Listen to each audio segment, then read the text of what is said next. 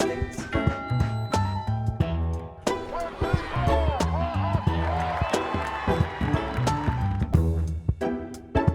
How many justices are on the Supreme Court? There are 9 justices on the Supreme Court.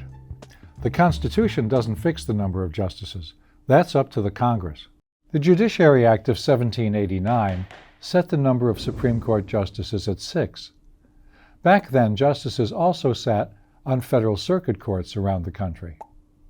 Circuit courts were grouped into 3 regions with 2 justices per region. 3 times 2 is how we got 6 Supreme Court justices. In 1801, the Congress lowered the number of justices to 5 for partisan political reasons. That lessened the chances that Thomas Jefferson, the incoming president, could fill a vacancy on the court.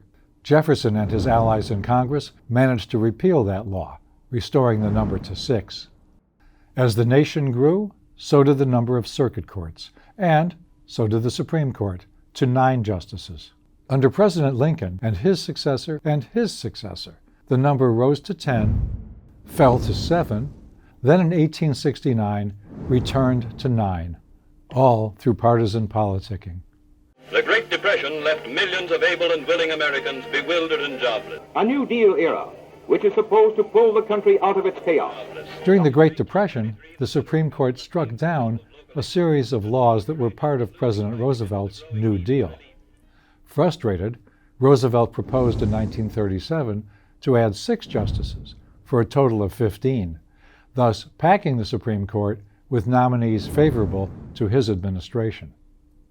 Even President Roosevelt's supporters saw the court-packing plan as an assault on the independence of the Supreme Court.